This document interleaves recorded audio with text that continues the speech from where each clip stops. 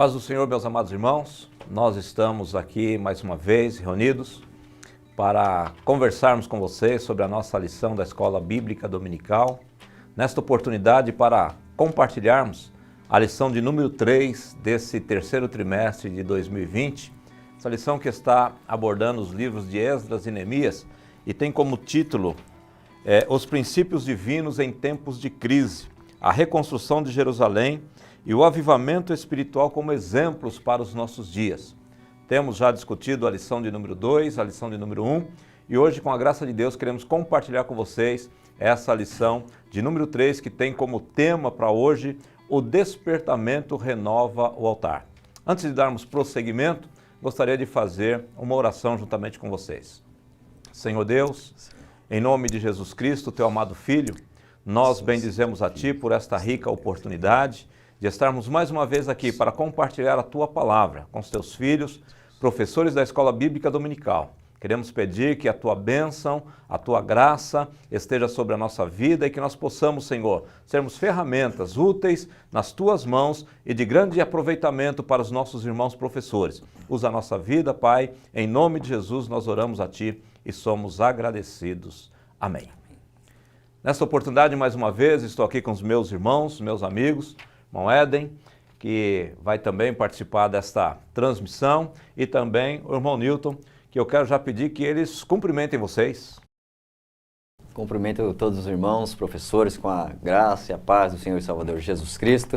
É um prazer, uma alegria estar aqui mais uma vez junto com o nosso pastor Paulo, com o amado irmão Newton, também para compartilhar e comentar esta lição que tem sido uma bênção em nossas vidas, nossas igrejas. Amém?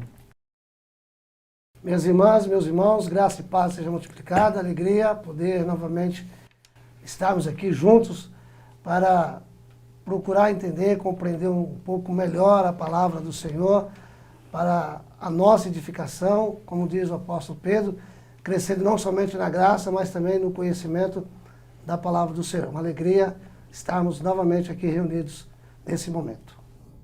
Que bom, obrigado pela presença de vocês dois. E, conforme dito, o tema desta semana é o despertamento renova o altar. O nosso textuário, ele está registrado no primeiro livro de Reis, capítulo 18, versículo 30, onde está escrito assim: Então Elias disse a todo o povo, chegai-vos a mim. E todo o povo se chegou a ele, e reparou o altar do Senhor, que estava quebrado. Verdade prática, Satanás jamais derrotará o crente, cujo altar é constantemente renovado pelo Espírito.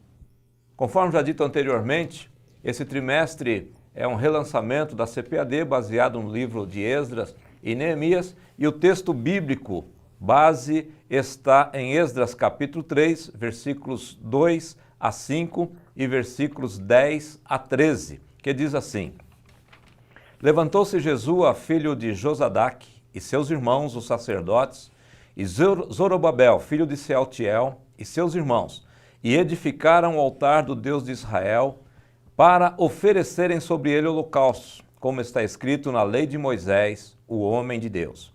E firmaram o altar sobre as suas bases, porque o terror estava sobre eles por causa dos povos das terras, e ofereceram sobre ele holocaustos ao Senhor, holocaustos de manhã e de tarde.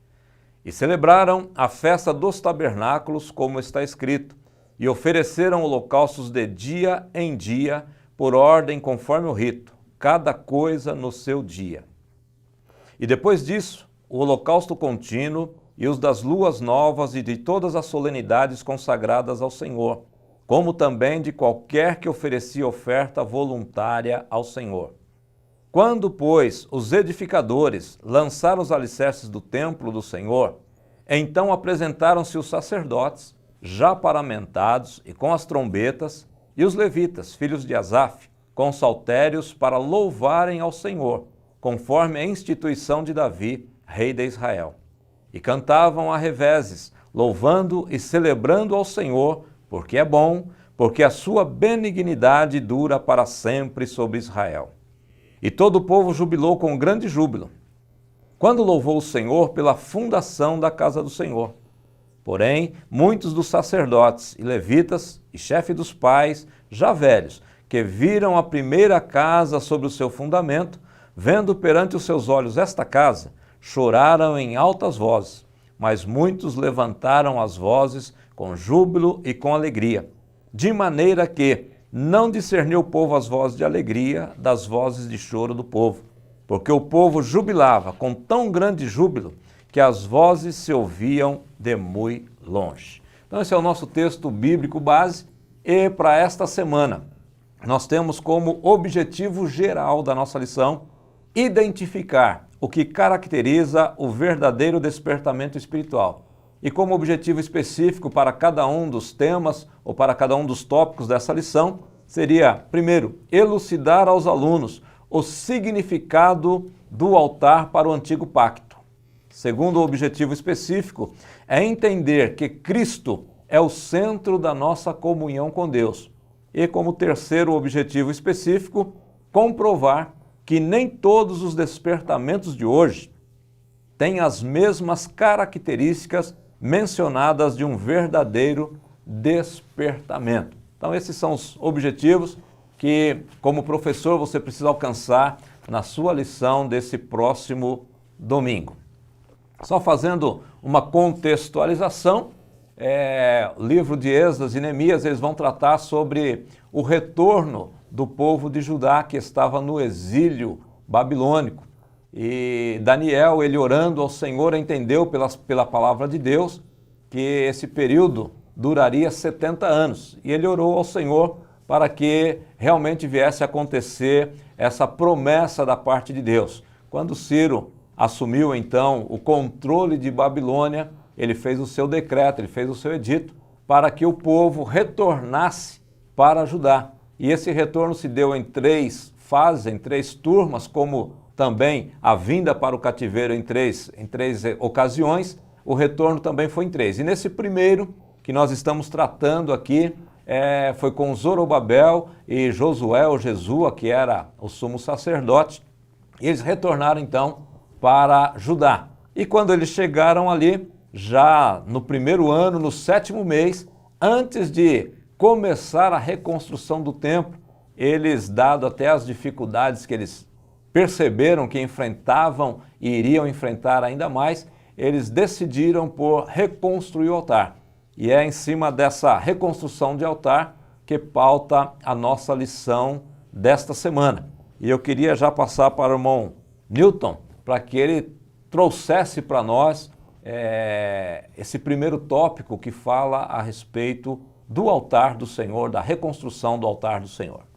Pois bem, meus irmãos, pastor Paulo, interessante que o comentarista do livro, do comentário, versículo por versículo do Antigo Testamento, o Champlin, eu achei bastante interessante, que coloca assim, ó, a adoração judaica é restaurada. E aí ele faz a seguinte divisão, do capítulo 3, versículo 1, ao capítulo 6, versículo 22.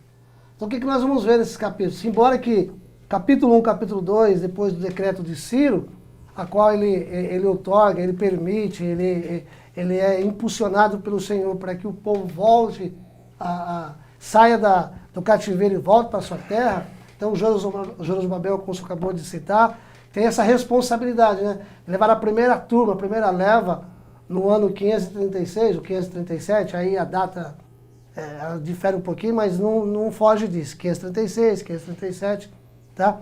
E aí eles vêm com o propósito de quê? De restaurar o templo. O templo. Não é?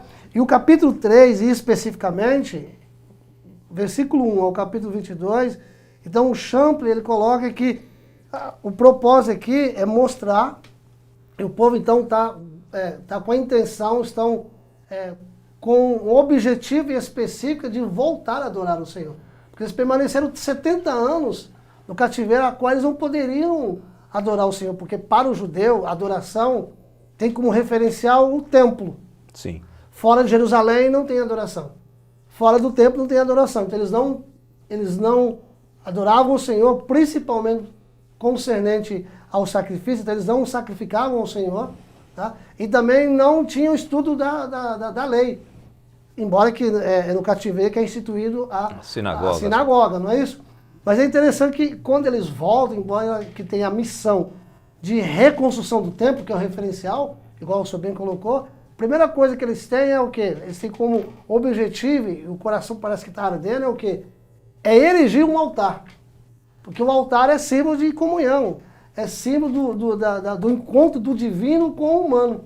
E eu fiz uma anotação aqui, o seguinte, que a comunidade da Nova Israel, embora apequenada e aflita, não perdeu tempo para restabelecer o aparelho e o modus operandi da sua fé. Então, a primeira coisa que eles queriam, que não é reconstrução da sociedade, reconstrução no aspecto social, político, econômico. Não, a primeira coisa é restabelecer a fé, é a comunhão com Deus. É voltar a ter uma intimidade com o Senhor.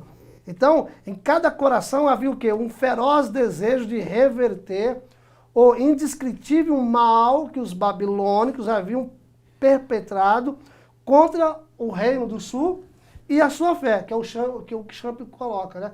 Então, quando eles são levados para o cativeiro, eles entenderam que a fé deles tinha sofrido um prejuízo muito grande. Então, a primeira coisa que eles propõem ao retornar do cativeiro, então, é erigir o altar, né? Então, assim foi renovado o sistema de sacrifício. Há 70 anos eles não sacrificavam mais o Senhor.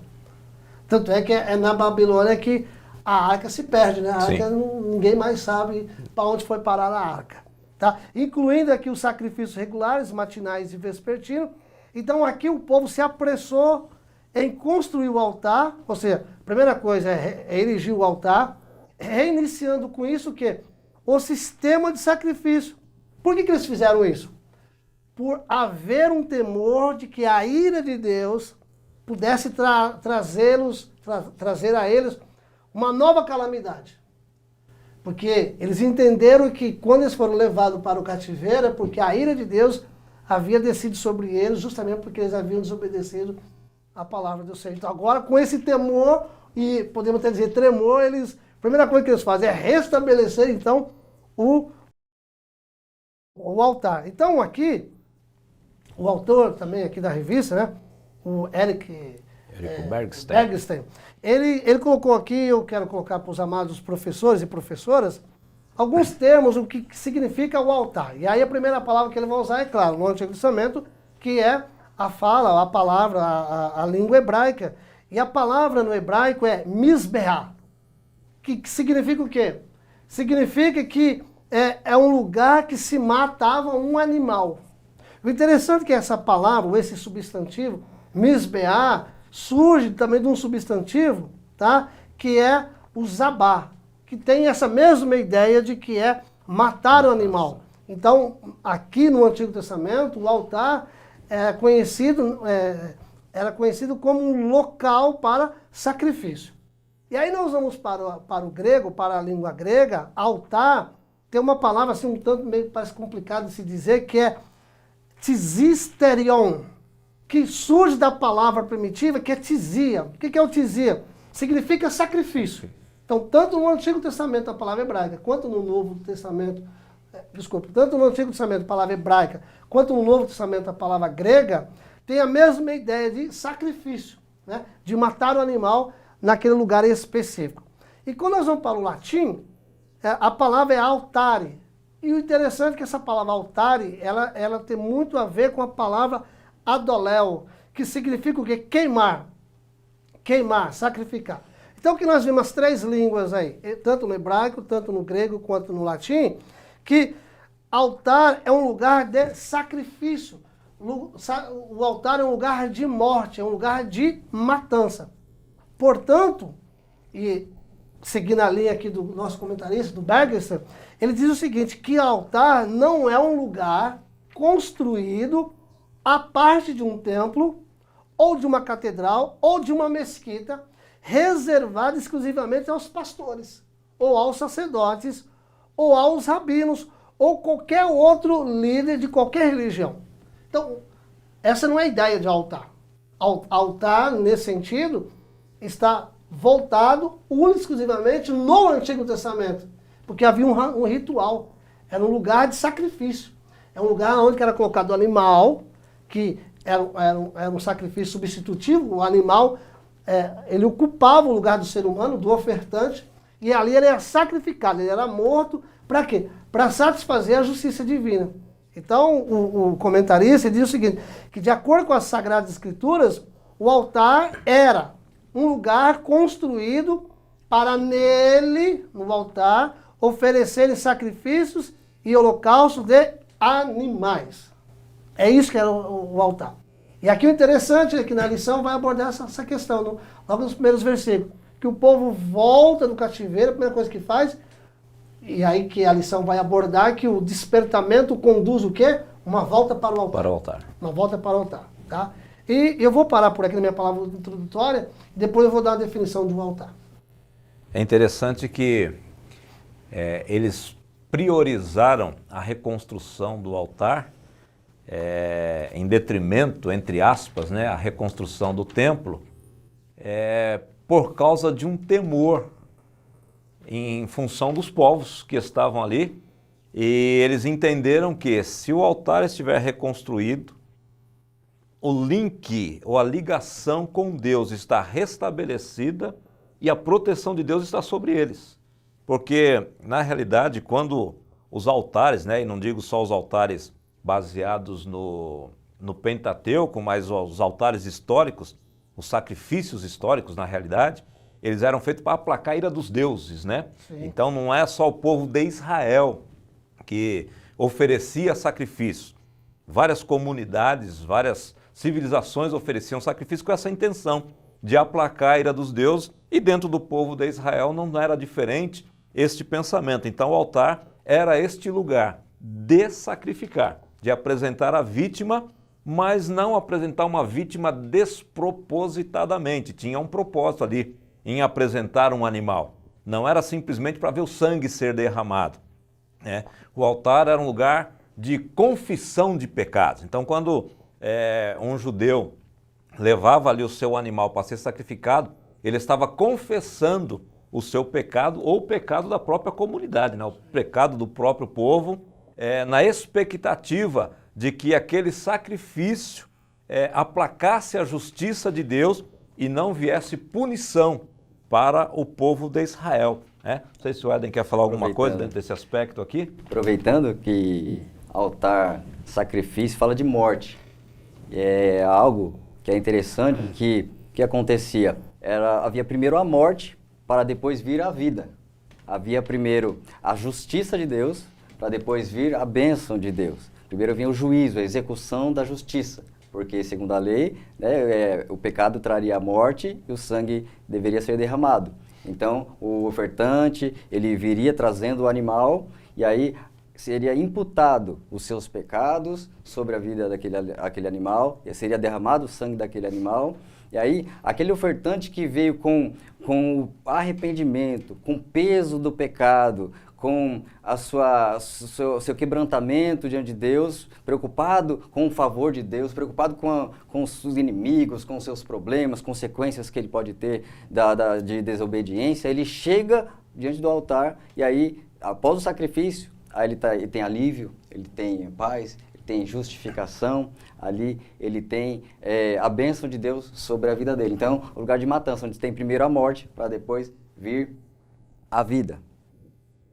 É interessante que altar, quando se fala de altar no Antigo Testamento, exclusivamente para Deus, altar é designado para oferecer sacrifício. O interessante é que em Levítico 22, em Malaquias capítulo 1, versículo 7 a 8, vai dizer o seguinte, que no altar nada imundo ou defeituoso deveria ser ofertado nele. Ou seja, Deus não aceita qualquer tipo de oferta.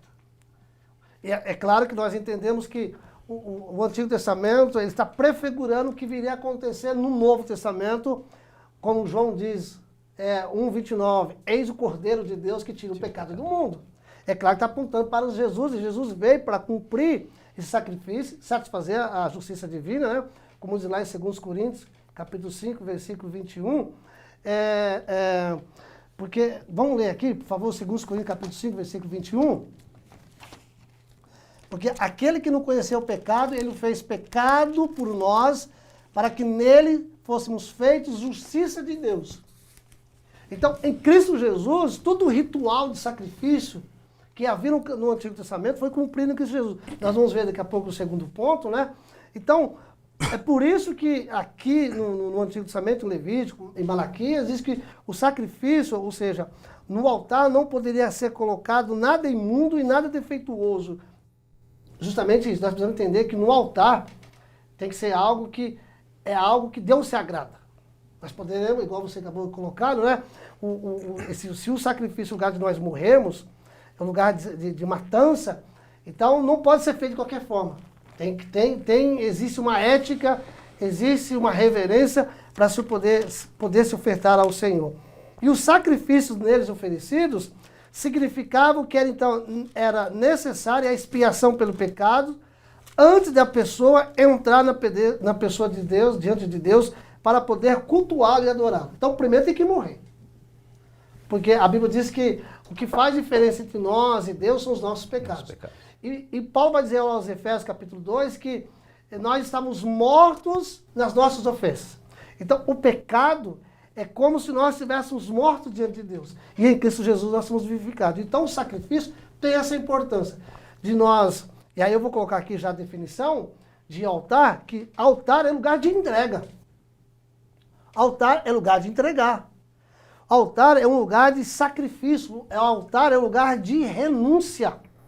Jesus fala lá em Lucas capítulo 9, versículo 23, se alguém quiser vir após mim, negue-se a si mesmo, tome a cruz e segue-me. Irmãos, o nosso grande problema, o grande problema do ser humano e dos crentes, dos cristãos, não é o mundo, não é o diabo. O grande problema do ser humano chama-se ele mesmo. Natureza humana. Exatamente. Por isso que Jesus diz, se alguém quiser vir após mim, negue-se a si mesmo. Ou seja, nós só vamos vencer, o cristão só vence o mundo, o cristão só vence o diabo se ele vencer a ele mesmo. O que é ele mesmo? É o ego. É o ego. Porque essa foi a proposta de Satanás lá no Jardim do Éden, né? E vós sereis conhecedores, e vós sereis semelhante a ele, conhecedores do bem e do mal. Ou seja, Satanás fez o ser humano acreditar que ele poderia ser o quê? Divino. Divino. O que é ser divino? Ser Deus. O que é ser Deus? Não é que conscientemente, não, eu sou Deus, não. O ser Deus é ser conduzido pelo ego.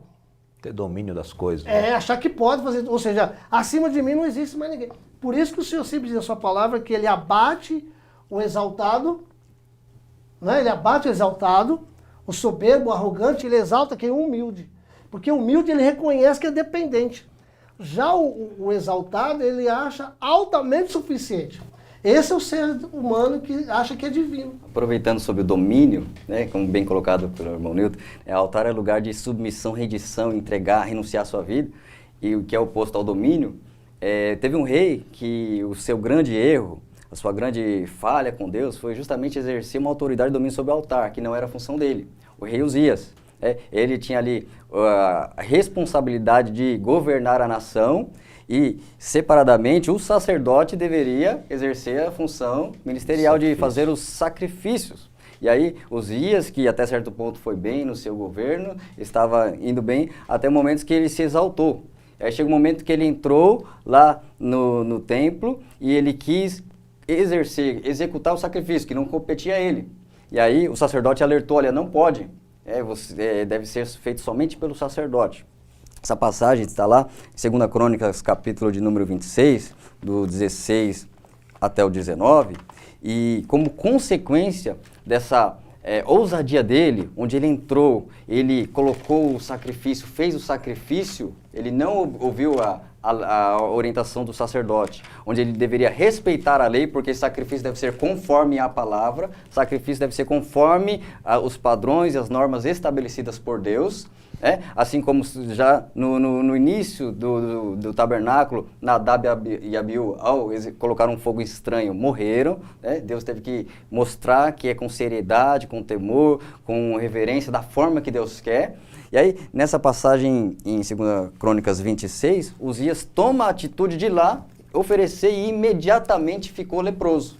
Ou seja, ele, por ser o rei, quis ter o domínio. O altar eu faço, eu mando, eu posso. Sendo que é o inverso. Altar é quem pode é Deus, quem deve ser reconhecido é Deus, reverenciado é Deus, né? E quem deve se agradar daquilo que é ofertado é Deus, e nunca o homem. Então, um rei que foi infeliz, passou o restante dos seus dias leproso, afastado, por achar que tem domínio sobre o altar. Por isso eu acho que é interessante a definição de altar, que é um lugar de entrega, é um lugar de renúncia, é um lugar de sacrifício, é um lugar é um lugar onde que o humano encontra o divino. Porque aí o divino desce para receber. É interessante. E o altar é o lugar de comunhão entre o adorado, quem é o adorado, ou seja, o objeto de adoração. Quem é o objeto de adoração? É Deus. É o transcendente, é o soberano, é o sublime. Então, é o lugar de comunhão entre o adorado, ou seja, o objeto de adoração, e o adorador. E é por isso que eu acho bastante interessante nessa lição, que poderá ser abordada pelos professores e as professoras, que o texto aqui, a respeito da restauração, o despertamento renova o altar. Então, o verdadeiro avivamento, o verdadeiro despertamento nos conduz ao quê? Ao altar. Altar é sinônimo de quê? Comunhão com Deus. Que é o tópico 1 que vai ser abordado ali. E como você disse aí que no altar é essa união, né, entre o divino e o humano, Êxodo capítulo 20, versículos 24 e 25. Mais especificamente o 24 diz assim: um altar de terra me farás, e sobre ele sacrificará os teus holocaustos, e as tuas ofertas pacíficas, e as tuas ovelhas e as tuas vacas. Em todo lugar onde eu fizer celebrar a memória do meu nome, virei a ti e te abençoarei. Então aqui em Êxodo 20, Deus está dizendo sobre a construção do altar e dizendo que onde o povo edificar o altar e ali fizer a sua entrega a Deus, Deus está se responsabilizando. Olha que coisa tremenda, que coisa gloriosa. Deus dizendo que quando você fizer o altar e ali oferecer, fazer a sua entrega, eu venho. Eu venho. Né? É o transcendente, é Deus Todo-Poderoso se preocupando com nós, réis mortais. Né? Então o altar é esse lugar de proximidade. E quando a gente olha a disposição do tabernáculo, eu acho maravilhoso, né? Que nós vemos dois altares, né? na disposição do tabernáculo. Nós vemos o altar de holocausto na entrada, né? Que você não pode dar nem um só passo se não houver derramamento de sangue. Em direção ao divino, nem um passo se não houver o derramamento de sangue. E depois você vai caminhando e antes de chegar no Santo dos Santos, você tem um outro altar, que é o altar da entrega da adoração, o altar do incenso, né? Eu acho tremendo essa questão desses dois altares, né? E os dois altares, eles devem estar edificados na nossa vida, né? Tanto o altar da entrega, do sacrifício, da confissão de pecado, da restauração, do perdão, da reconciliação, quanto o altar da adoração também. Esses dois altares eles têm que estar edificados, né? Simbolizando a verdadeira adoração. Sem nenhum ou outro, ou só com um, né? Só com uma parte dele, é impossível a gente conseguir ter verdadeiro despertamento na nossa vida. Pastor, né? sem nós entrar na questão da adoração, porque o altar fala de adoração. Sim. O interessante é que a adoração, quando nós olhamos para a Bíblia Sagrada, e de acordo com Jesus, capítulo 4, versículo 23 e 24 de João, que adoração não é aquilo que você faz propriamente. É aquilo que Adoração você é aquilo que você é. Isso. Adoração tem a ver com a essência, porque Deus vê a sua motivação, Deus não vê o que você faz. Deus vê o porquê que você faz, as razões por que você está fazendo.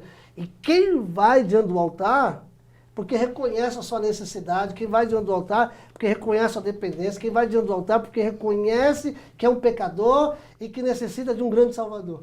Interessante também, em Êxodo capítulo 20 foi mencionado, que é o capítulo onde está elencado os 10 mandamentos, tem um que fala sobre a espiritualidade divina, que é aquele mandamento sobre não fazer nada de escultura, nenhuma imagem, não há semelhança a Deus.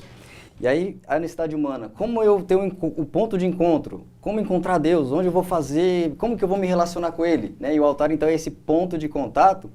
e não se pode fazer imagem como as outras culturas, sempre fazia uma imagem de madeira, de pedra, e se curvava e simplesmente estava ali com algo, um objeto inanimado. Mas aí o povo de Deus é ensinado a fazer o altar, apresentar, e aí, como o pastor Paulo bem mencionou, Deus é aquele que vem.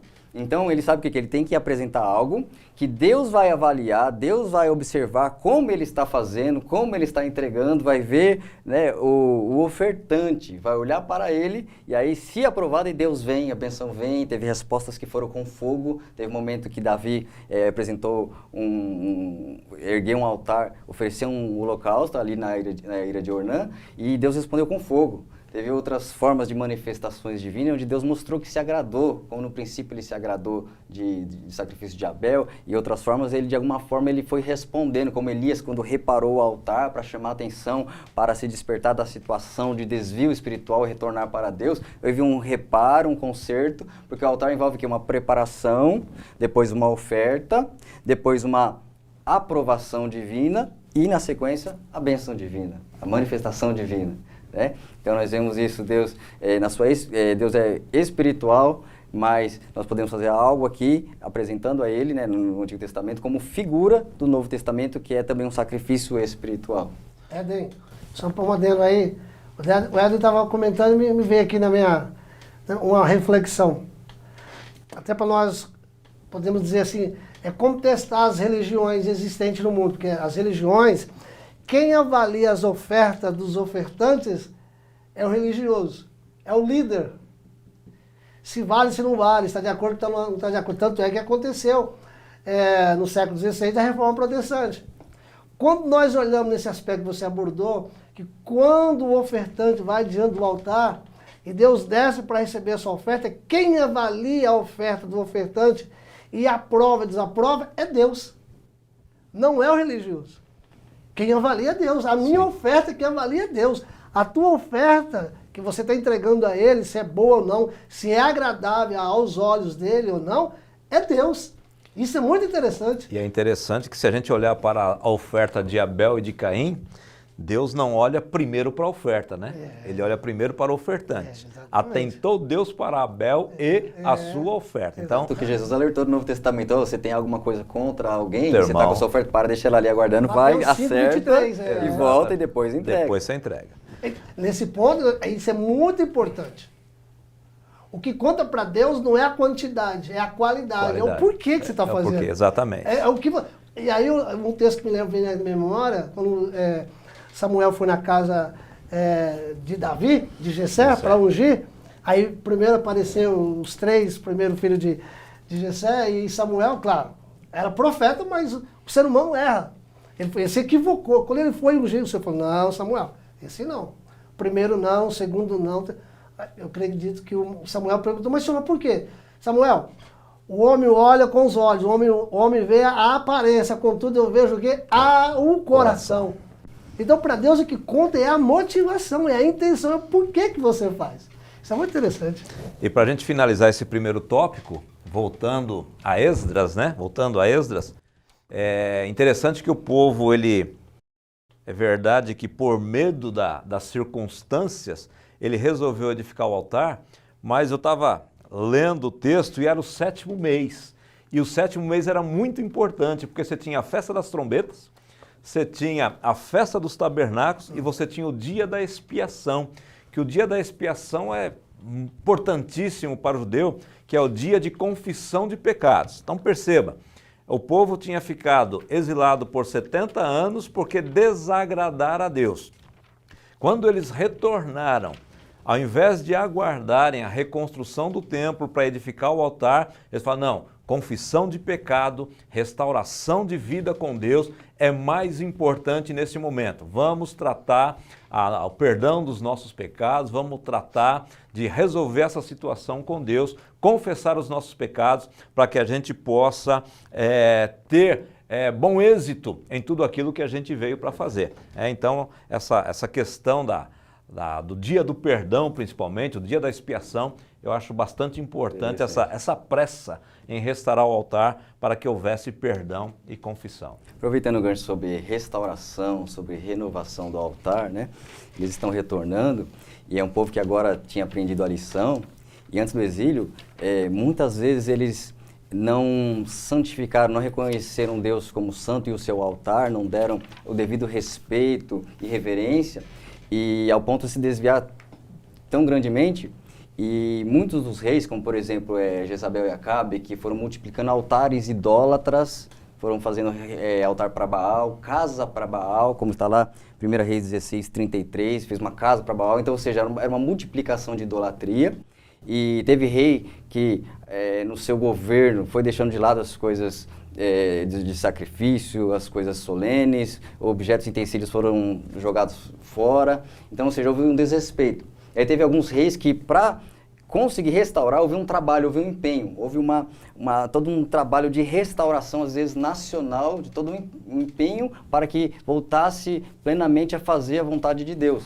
E um caso que eu gostaria de frisar, que foi feito pelo rei Asa, gostaria de ler com os irmãos, lá em 2 Reis capítulo 16, que foi necessário o instrumento de Deus, um profeta, trazer uma mensagem de ânimo, de estímulo, para que ele conseguisse colocar em prática todo esse trabalho de limpeza, de tirar o que não agradava a Deus. Aliás, pergunto, 2 Crônicas 15, segundo livro das Crônicas de Israel, capítulo 15.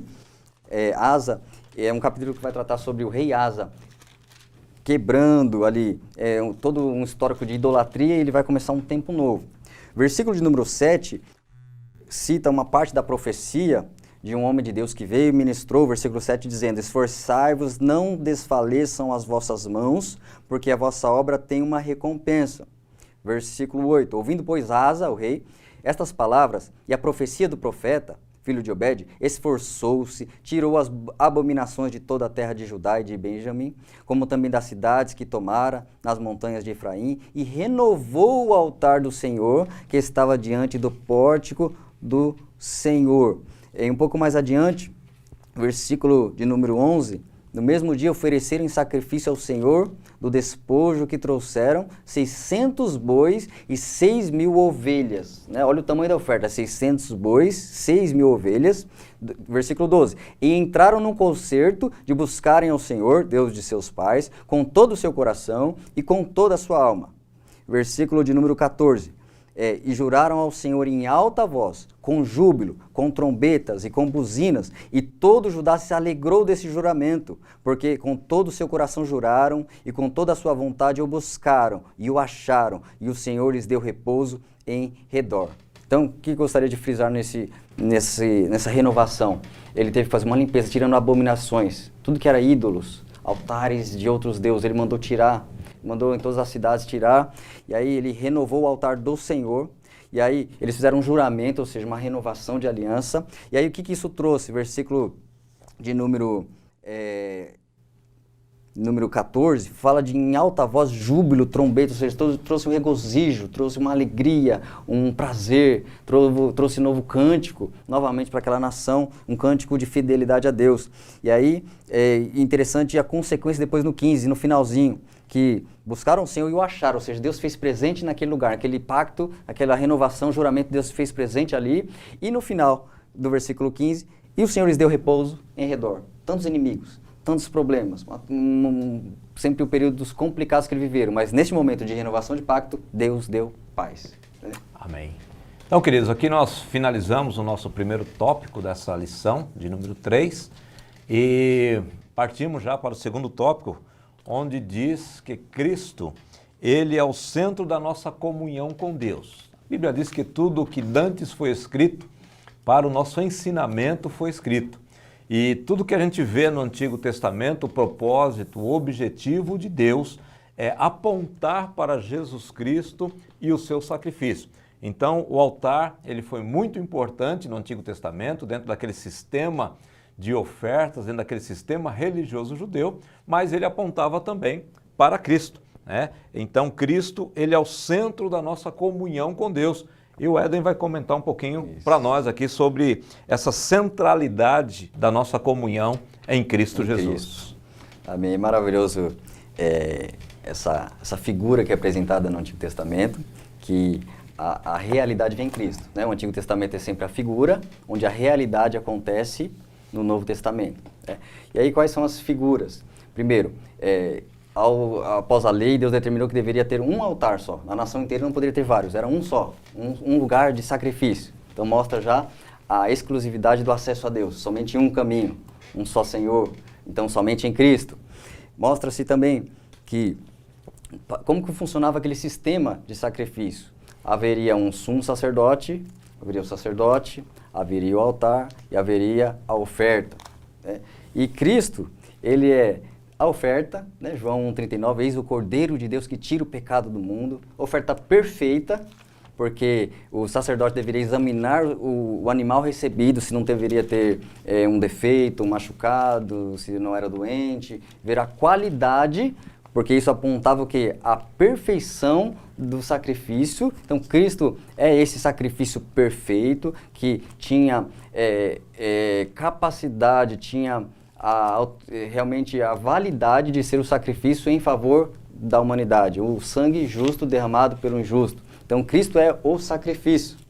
Ao mesmo tempo também, precisava de ter alguém com autoridade para fazer o sacrifício, não é qualquer pessoa, é o sacerdote, ungido, consagrado, da linhagem especificada por Deus para exercer. E também Cristo é esse, né, o sacerdote segundo a ordem de Melquisedeque, o sacerdote eterno, aquele que tem um sacerdócio permanente por toda a eternidade. Então Cristo é o sacrifício, Cristo é o sacerdote, Cristo então é tudo que está ali, que é o que permite o acesso do homem com Deus. Então somente em Cristo. O próprio Colossenses capítulo 1, versículo 19, fala: em Cristo habita a plenitude da divindade, ou seja, está tudo em Cristo. Tudo que olhar aquelas figuras do antigo vai encontrar em Cristo. Cristo é o acesso. Então ele estava ali em carne, as pessoas iam até ele para ter o seu perdão, como ele mesmo disse, olha, para que saibam que o Filho tem poder para perdoar pecados, digo, levanta e anda, mostrando que tinha poder. Ou seja, quem pode cobrar o perdão, que é só Deus, ele ali perdoa e está dizendo, olha, está aqui, o único que pode cobrar a dívida do pecado sou eu. Então ele também era o que poderia riscar a cédula de pecado, anular sentença de condenação. Então Cristo ali é o encontro, é o contato. Então as pessoas antes deveriam procurar, eu devo ir até o altar, eu devo ir até Jerusalém, né? Até os judeus eles deveriam, algumas vezes no ano, comparecer em Jerusalém, viajar, deixar ali a sua residência e ir até o lugar para ir ao lugar de encontro. Então havia um deslocamento físico, eu tenho que ir até lá para ir até o altar. Mas agora, no Novo Testamento, em Cristo, que é o ponto de acesso, que é o ponto de encontro, é o próprio Deus, que agora veio para habitar em nós, eu não preciso ir até um lugar, preciso ir até Cristo, preciso estar em Cristo, preciso estar nele e ele estar em mim, preciso estar sendo uma habitação de Deus, preciso ser templo de Deus, né? Primeira carta aos Coríntios, capítulo de número 3, versículo 16, o apóstolo Paulo reforça isso, de onde está o templo, quem é esse templo, né? Onde Deus agora se faz presente. Deus antes deveria descer ali no altar e manifestar que se agradou do sacrifício, mas hoje onde Deus aparece? Onde Deus se faz presente? Né? Onde é o templo? Alguém pode destruir o templo? Quais seriam algumas perguntas? Pode-se destruir e acabar com o templo, fechar o templo? Vivemos um tempo aí de afastamento, vamos fechar os templos, fechar as igrejas, mas o templo genuíno, verdadeiro, espiritual não fica fechado, né? 1 Coríntios, capítulo 3, versículo 16, vou ler aqui para compartilhar aqui a leitura com os irmãos. Não sabeis vós que sois santuário de Deus e que o Espírito de Deus habita em vós? Isso, o Espírito habita em nós. Nós somos o templo. Então não precisa do deslocamento para ir até um altar. Nossa vida. Agora é o altar, Romanos 12, 2, né? Que não vos conformeis com este mundo, mas apresentar os vossos corpos como sacrifício vivo, santo e agradável a Deus, que é o vosso culto racional. Nós somos esse templo. Interessante, André, porque é o seguinte, se nós temos no Antigo Testamento havia o quê? A teologia do templo. Sem templo, sem adoração. Sem templo, sem sacrifício. Sem templo, sem aprendizado. Quando nós chegamos no Novo Testamento, a teologia deixa de ser o templo físico. A teologia passa a estar centrada, ou seja, o culto agora se dá a partir do encontro com Jesus. O negócio está bem colocado. não é o templo em si, não é a casa física em si, que é claro que a igreja é importante, é claro que é importante nós irmos à igreja, mas a importância agora, ela mudou de lugar, não é mais um local físico, mas sim está em nós. Como esse templo está, né? Como esse templo se encontra, porque esse sacrifício foi feito e nós agora passamos a ser a habitação da presença do Senhor. Não é? Verdade. Então é muito importante que, se no Antigo Testamento o altar era o ponto central do culto a Deus, no Novo Testamento o culto a Deus se dá a partir de quando?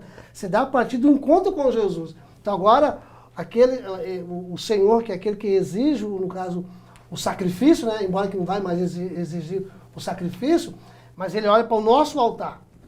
Então o altar agora somos quem? Somos nós. O altar somos nós agora. E é interessante essa questão da reunião, né? Você disse agora que não vivemos a teologia do templo, como viviam no Antigo Testamento, mas a importância do ajuntamento para a celebração. E aqui cabe desmistificar que essa teologia do templo, ela deixou de existir realmente quando Jesus veio. Porque muitas pessoas, Newton, eles têm a ideia assim, de que quando ele vai para o templo, a vida dele vai ser renovada. Quando ele se reúne com os crentes, ele vai ter uma mudança. Não, essa mudança ela tem que ser diária. Cristo tem que habitar em nós. Nós temos que ser verdadeiramente o templo do Espírito Santo, termos uma vida de comunhão, de intimidade com Deus. Quando nós nos reunirmos no templo, que a gente chama templo-edifício, quando a gente se reunir no edifício é para celebração. Sim, exatamente. Né? Na verdade seria ali para celebração e evangelização. Exatamente. Né? E não para que eu pudesse ali ter a minha vida renovada. Não, o meu altar renovado ele tem que estar diariamente. Eu tenho que ter a minha vida com Deus. Né? Que, no Antigo Testamento, Mateus... o Levítico 6.3, Levítico 6.3, era a ordem, deve arder continuamente aceso o altar. Então o sacerdote lá fazia o sacrifício à noite, o outro pela manhã e colocava a lenha. Sacrifícios contínuos, né? Exatamente. E a lenha ficava ali para ficar sempre o fogo e não poderia se apagar. E aí, no Novo Testamento, em Tessalonicenses, primeira carta do apóstolo Paulo, capítulo 5, versículo de número 19, ele diz, não extingais o espírito, ou seja, não deixa o espírito apagar. Não precisa lá pegar a lenha, carregar e colocar lá, pôr outro sacrifício, colocar para o fogo continuar aceso. Não deixa o espírito se apagar, ou seja, a comunhão, oração, adoração, mantém a chama acesa. Até um texto que você citou na aula anterior, Efésios 5, 18, né? Não vos embriagueis com vinho, em que há contenda, mas enchei-vos do Espírito. Interessante, né? Essa frase, sabe o que? É manter-se cheio, né? É uma continuidade, tá lá, né? Mas enchei-vos, o verbo se encontra, é uma ação contínua. É uma continuidade. Entendeu? É como se fosse uma linha linear, Isso. continuamente. Não é? Amanhã está cheio. Mantenha-se cheio, né? Mantenha-se constantemente, cheio. E o pastor estava falando aqui, falou questão de igreja, não é desmistificando a igreja, o templo físico, ele é importante. Mas ele é importante no sentido de nós nos reunirmos para celebrarmos ao Senhor, de estarmos juntos, mantemos a comunhão com os irmãos, a gente não... Passou a semana, nós não vimos os irmãos, então num templo físico a gente vê os irmãos, tem um momento de comunhão, de diálogo, como é que você vai, durante a semana, como é que foi, ok? Mas o templo aqui, no caso, como o Senhor Jesus diz lá em Mateus capítulo 18, versículo 20, porque onde estiverem 2 ou 3 reunidos em meu nome, ali estarei no meio deles. O que está dizendo o texto aqui? Que a igreja é o quê? A igreja é um encontro. É um encontro entre eu, o Éder, o pastor Paulo, os irmãos daqui. Aqui está acontecendo um encontro agora. A igreja está reunida. Então, o Senhor, ele se revela quando? Ele se revela no templo físico. Tem até aquela frase que alguns irmãos dizem, hein? Não me leve a mão não, viu, meus irmãos e irmãs? Talvez você pense assim. Eu já ouvi muito disso. Antes de nós chegarmos daqui, o Senhor já estava. A pergunta é, o que ele está fazendo no tempo vazio? Porque o Senhor se revela na existência humana. Onde tiver, o texto está dizendo isso. O Senhor se revela na existência humana. Onde tiver 2 ou 3, o nome dele, cultuando, adorando, exaltando, bendizendo, ele se faz presente. Você chega junto, né? Aí ele chega junto. Queria comentar também sobre o sacrifício, tem alguns versículos sobre sacrifício. O antigo pacto, né, tinha que apresentar algo. Salmos 51, 17. Os sacrifícios para Deus são um espírito quebrantado. A um coração quebrantado e contrito não desprezarás, ó Deus, o que Deus recebe? Um animal que eu vou lá levar? Não, o meu espírito quebrantado na presença dele é o que ele se agrada. Oséias capítulo 6, versículo 6, olha o que o profeta traz, porque eu quero misericórdia e não sacrifício, e o conhecimento de Deus mais do que holocaustos. Então, olha, é melhor eu fazer o bem do que um ato simplesmente religioso, mecanicamente, por um ritual, por um costume. E o conhecer a Deus mais do que o holocausto, ou seja, eu conhecer no sentido de relacionar. Eu conheço Ele não no sentido teórico, mas eu vivo com Ele, falo com Ele, eu tenho experiências com Ele, eu conheço Ele. Isso vale muito mais do que holocaustos, né? Hebreus também diz, ofereçamos a Ele frutos, holocaustos que são sacrifícios que confessam o seu nome, louvor, Hebreus 13, 15. Né? Então, nesse segundo tópico, nós vemos que realmente Cristo, Ele é a centralidade da nossa comunhão com Deus. Sem Cristo, não há comunhão com Deus. O escritor aos Hebreus vai dizer que o sangue de bodes, de novilhos, ele aplacava, ele ocultava, né? Ele encobria os pecados, mas o sangue de Jesus Cristo, ele nos purifica, ele tira de nós o pecado, é o que disse João Batista, né? Evangelho de João, capítulo 1, versículo 29, eis aí o Cordeiro de Deus que tira o pecado. Ele extrai, ele arranca, porque segundo Isaías, o que faz separação entre Deus e os homens, né, é o pecado. Então, o pecado é que separa Deus dos homens. E o altar no Antigo Testamento era uma forma implementada pelo próprio Deus para que houvesse essa possibilidade de, pelo menos temporariamente, esse pecado ele ser acalmado, aplacado. E agora, em Cristo Jesus e no seu sacrifício, esse problema do pecado ele é definitivamente resolvido, de forma que os sacrifícios que eram feitos nos altares do Antigo Testamento, eles não precisam ser repetidos após o sacrifício de Jesus.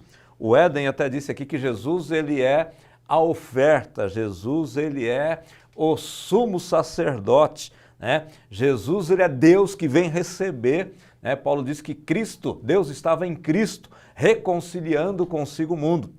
E podemos fazer uma comparação, ainda que tênue, dizendo que o Calvário, a cruz do Calvário foi o altar, o último altar a ser levantado, onde o último cordeiro para expiação de pecado foi oferecido, foi entregue e dessa vez definitivamente, de forma que nenhum sacrifício mais precisa ser feito. Então Cristo, ele é, como diz aqui o segundo tópico da nossa lição, o centro da nossa comunhão com Cristo.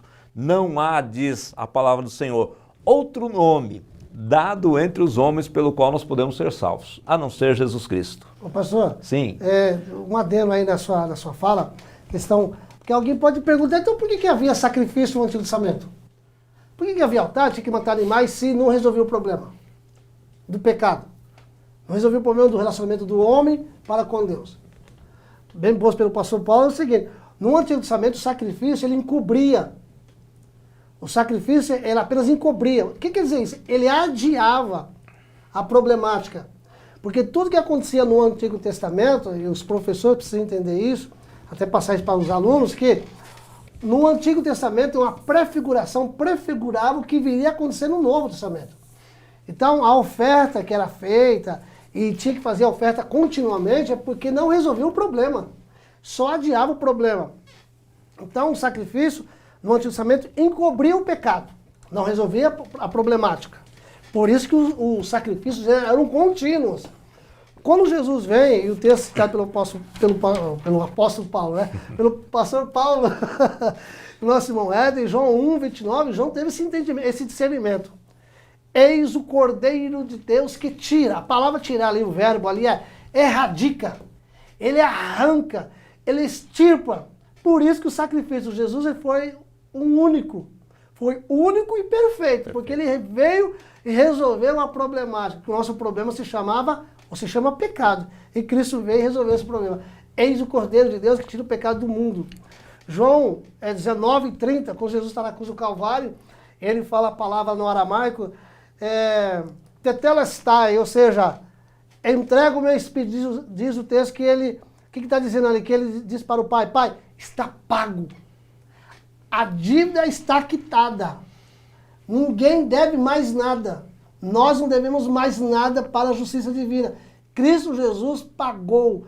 Cristo Jesus cobriu perfeitamente o sacrifício na cruz do Calvário. Nesse sentido, não exige, Deus hoje não exige mais nenhum tipo de sacrifício para que nós sejamos aceitos por Ele. A não ser que nós cremos que Jesus Cristo é o Filho de Deus. Então, não precisa nenhum tipo de sacrifício para agradar a Deus.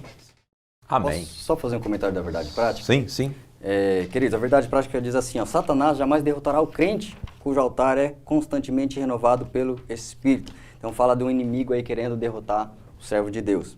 Uma característica de povos antigos nas suas guerras e disputas por território, muitas vezes o vencedor ele tinha por hábito, ao entrar e destruir, uma forma que ele tinha, uma prática, era humilhar o povo e a fé daqueles que eram vencidos, muitas vezes profanando aquele altar. Ele vinha destruir o altar, ou ele pegava uma coisa que fosse abominável àquele povo e colocava ali em cima do altar, como certa vez com os judeus colocaram porcos no altar em outro momento da história.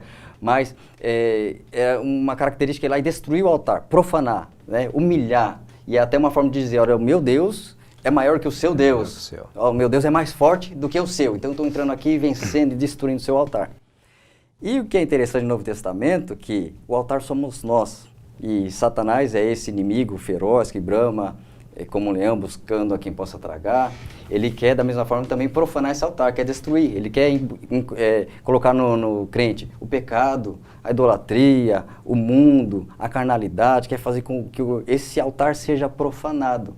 E aí, o servo de Deus que tem a sua chama acesa, esse altar renovado continuamente, é esse que consegue jamais ser profanado.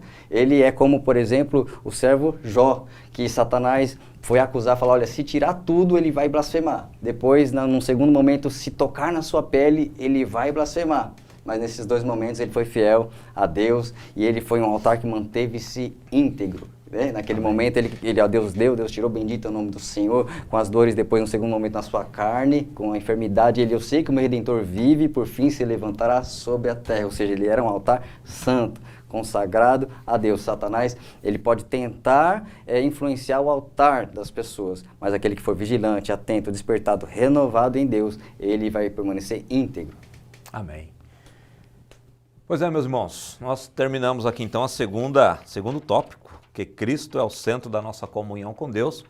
E temos o terceiro e último tópico dessa lição nossa, onde há uma advertência do nosso comentarista, pastor Eurico Bergstein, para que haja um cuidado com as imitações.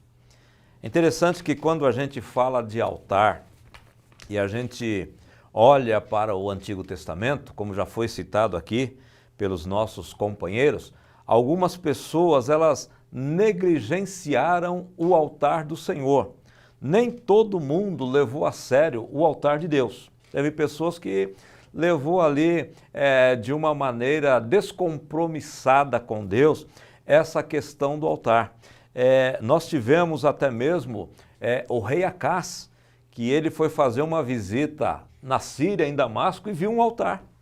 E ele quis imitar, ele mandou uma imagem, ele mandou uma cópia para que aquele altar ele fosse replicado e colocado em Israel, a ponto de tirar o altar de Deus, o altar que Deus tinha mandado levantar, e colocar um altar imitando o altar de Deus, ou querendo substituir o altar de Deus. Nós encontramos lá, segundo o livro dos Reis, capítulo 16, versículos 14 e 15, que ele desprezou o altar de Deus e ele mandou fazer uma cópia de um outro altar, trazendo então uma imitação para o altar de Deus. Então ele negligenciou, ele não levou a sério, ele não deu o devido valor para o altar de Deus. Também já foi citado aqui pelo irmão Éder a questão do Uzias. Quando Uzias ele entrou no templo, ele não foi nem no altar de holocausto, ele foi no altar de incenso. Pior ainda, ele foi pior ainda, ele foi no altar da adoração, e ele quis fazer o trabalho que só o sumo sacerdote Uma vez por ano podia fazer, ele quis fazer aquele trabalho. Uma petulância tremenda de querer chamar para si algo que não lhe compete, né? Fazer algo que não é da sua responsabilidade. Então ele quis fazer algo, ele negligenciou também o altar do Senhor. Foi citado também pelo Éden aqui, é uma imitação barata, né? De Nadab e Abiú. Havia uma recomendação que o fogo, para ser levado para o altar de incenso, ele precisava ser tirado do altar de holocausto. Então precisava pegar o fogo do altar do holocausto e levar para queimar o incenso na presença de Deus. Sei por que razão Nadab e Abiú, eles negligenciaram esse mandamento, negligenciaram essa ordenança e pegaram fogo estranho, não sei nem onde, né? A Bíblia nem cita onde que eles conseguiram esse fogo estranho, só diz que eles trouxeram esse fogo que não era um fogo do altar e quiseram fazer ali uma oferta para Deus. E se você observar o texto lá em Levítico, capítulo 10, versículos 1 a 3, você vai perceber que a sentença foi imediata, né? Porque Deus, ele não aceita a imitação, Deus não recebe a imitação. E no Antigo Testamento, essas questões, elas eram tratadas meio que imediatamente por parte de Deus. Você veja que Uzias, como disse o Éden, está registrado lá, segundo Crônicas, capítulo 26, quando ele negligenciou o altar, ele ficou leproso. E diz que morreu leproso, né? Ele ficou leproso pro resto da vida. Ficou leproso para sempre. Agora com Nadab e Abiú, eles morreram. Então essas imitações, essas negligências com o altar, essas negligências com o culto, Deus ele tratava de uma forma mais rápida, né? Mais imediata. Então, nós vemos aqui que Deus não recebe, Deus não aceita, Newton, essa questão dessas imitações, dessas situações. Hoje, como nós dissemos, nós não temos um altar físico, um altar construído como o altar de holocausto, construído de madeira de acácia, revestido de cobre. Não, nós não temos esse altar como o altar de incenso, que era revestido de ouro. Nós não temos esse altar físico para a gente oferecer, mas nós temos o altar do nosso coração, nós temos o nosso culto, nós temos a nossa vida para oferecer ao Senhor. Mas da mesma forma que pessoas negligenciaram o altar de Deus lá no Antigo Testamento, trazendo imitações, é possível, Éden, que haja, Newton, imitações ou tentativas de imitações nos nossos dias também e querer tratar as coisas de Deus com uma certa negligência, né? No primeiro momento, esse de Damasco aqui, que eu achei também curioso, que trouxe aquela cópia, elaborou aquela cópia e o de Deus ficou ao lado. Então eles estavam no templo de Deus, o altar de Deus estava lá mais de lado, falando do mesmo Deus, então aparentemente está servindo e cultuando a Deus, mas do ladinho ali, do lado. Né? Então uma característica que também pode acontecer até nos dias de hoje com a igreja realização de liturgia, mas Deus está em segundo plano, Deus está de lado. A vontade de Deus não é soberana, não é o que Deus quer ministrar, não é o que Deus quer, não é a vontade de Deus em primazia, fica em segundo. Então eu posso, para agradar o homem, fazer eventos e atividades e somente uma agenda para atender o homem e não atendendo a Deus. Corroborando que o pastor Paulo está abordando a questão, o porquê que os filhos de Arão trouxeram fogo estranho, de acordo com os biblistas, de acordo com os exegetas, por que Deus não aceitou o culto de... Vamos lá, Levítico capítulo 10, versículo 1.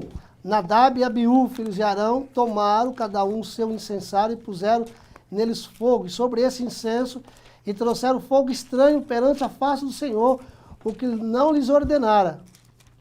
Por que Deus fulminou esses camaradas? Que vai de conta que o nosso irmão Éder está abordando. E aí é do que o tópico que o pastor Paulo está discorrendo. A questão das imitações. Porque a conclusão que se chega é o seguinte, vamos ver, Levítico capítulo 16, versículo 12. Acompanhe comigo, por favor. Levítico capítulo 16, versículo 12. Aqui está a explicação por que Deus não aceitou aquele fogo. Diz assim o texto, tomará também de sobre o altar o incensário cheio de brasas de fogo diante de quem? Diante do Senhor, e 2 punhados de incenso aromático bem moído, e o trará perante, ou seja, para dentro do véu. Por que Deus não aceitou? Porque o fogo que eles trouxeram não fazia parte do altar. É de fora. O que o texto está nos salientando, e de acordo com o ponto que o pastor Paulo está discorrendo? Deus não aceita nada para dentro do meio do seu povo, aquilo que não é oriundo dele. Que não provém da sua palavra, que não provém da sua vontade. Por isso nós temos que tomar cuidado, e o comentarista aqui aborda essa questão, né, e nós entendemos, eu pelo menos entendo, que é bastante oportuno. Essas imitações baratas, e ele coloca aqui no ponto, né, pastor? Ó, também em nossos dias aparecem movimentos que são imitações baratas do verdadeiro despertamento. Muitos desses movimentos empregam técnicas avançadas de dominações psicológicas.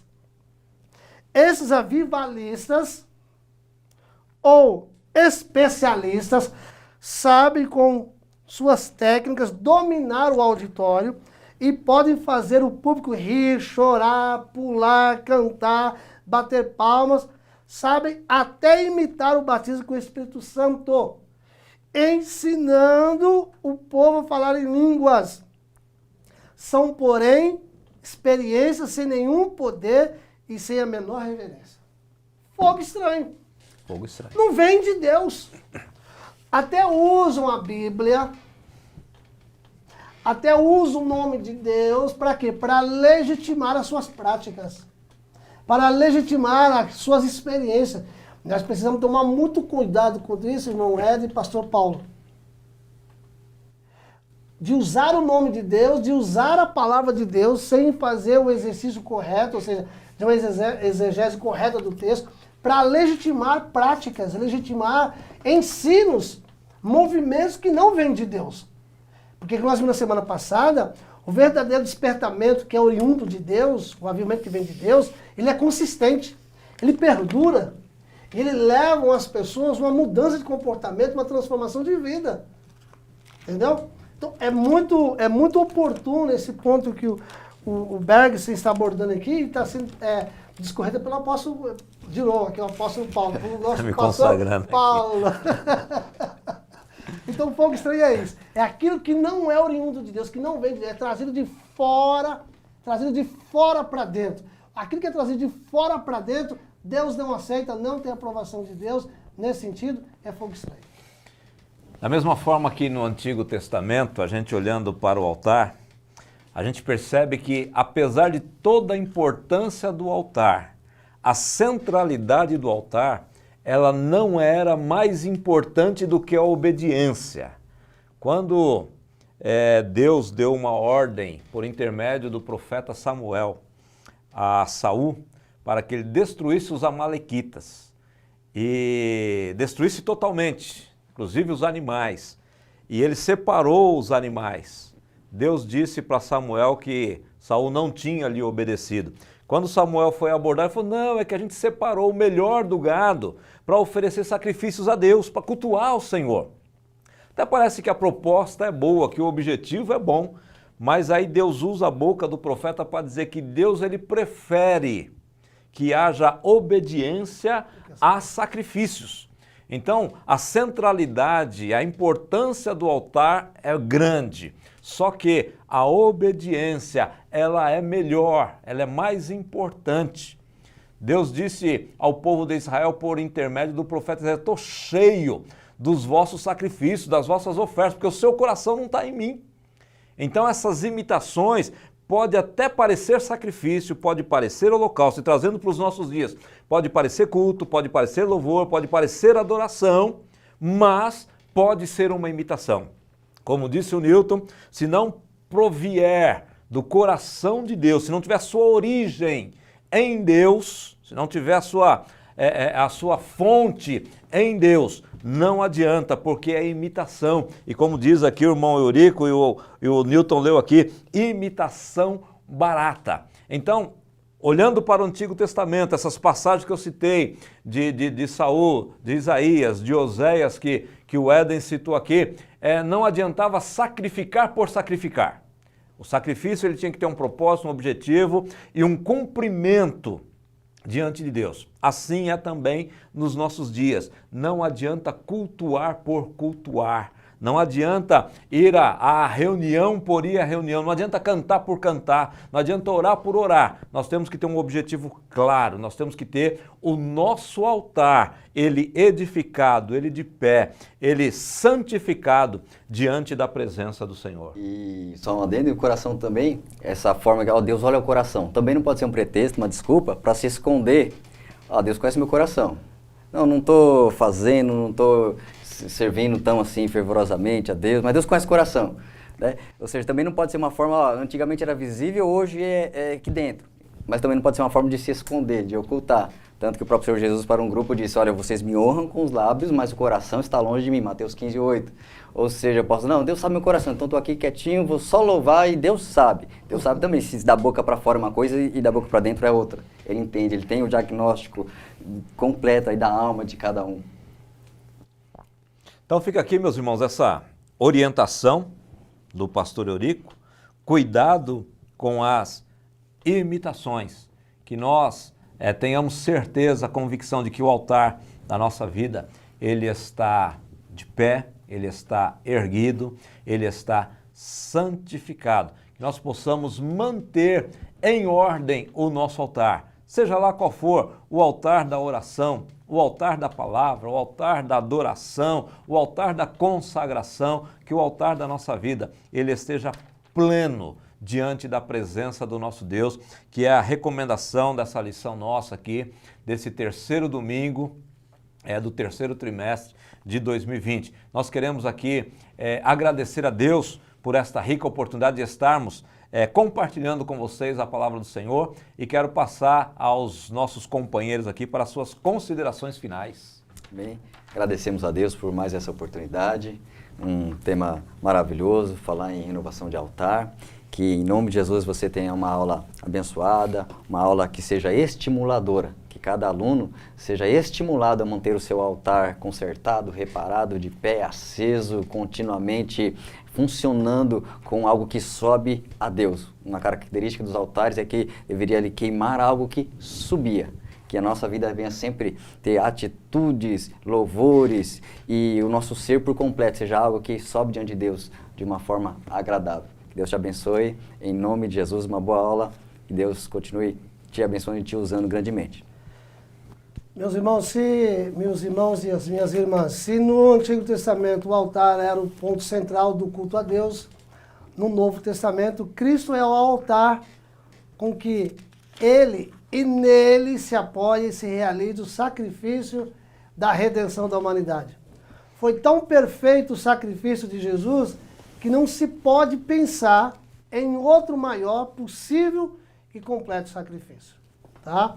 A nossa vida em Cristo é o altar de Deus, que a cada dia, cada cristão, preserve o seu altar, limpo diante de Deus, vivendo em santidade para que Cristo seja glorificado.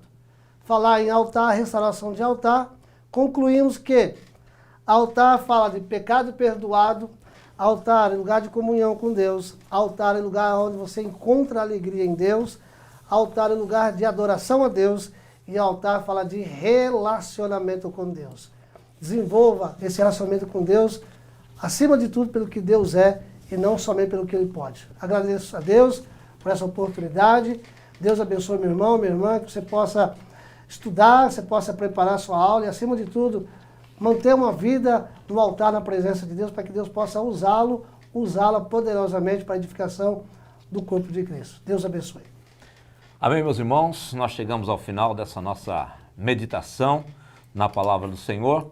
Espero que Deus tenha usado a nossa vida para te ajudar na preparação da sua aula e quando você estiver diante dos teus alunos, que Deus possa te usar de uma forma poderosa para que vidas sejam renovadas, fortalecidas, ensinadas e que se porventura houver algum altar que não está de pé, ele possa, através da tua ministração, ele ser levantado, ser abençoado. Nossa recomendação é que você estude a lição, que você leia a palavra de Deus, que você busque literaturas, que você assista esse vídeo e que você possa orar para que Deus ele te use poderosamente. Nós vamos fazer uma oração para encerrarmos essa nossa participação. Eu quero pedir ao irmão Éden para fazer essa oração. Amém. Oremos. Querido Deus, nós te agradecemos, ó Senhor, Deus, por este assunto, por este tema maravilhoso, ó Senhor, e pedimos que o Senhor, neste momento, o Senhor esteja esclarecendo e edificando e trazendo cada vez mais a revelação da Tua Palavra para nosso amado irmão, professor que está assistindo e está preparando a sua aula, que o Senhor, ó Deus querido, use grandemente como instrumento de edificação, instrumento de despertamento, instrumento que, como a sua palavra tem poder, é eficaz, é poderosa, o teu servo, professor e professora de escola bíblica dominical, seja um instrumento de vida, instrumento, ó Senhor, de avivamento genuíno e verdadeiro, ó Senhor, para que o Senhor seja glorificado. Em nome de Jesus, te agradecemos por essa rica oportunidade de estarmos aqui. Amém. Que Deus abençoe a todos vocês, em nome do Senhor Jesus Cristo, e até a próxima semana, se Deus quiser.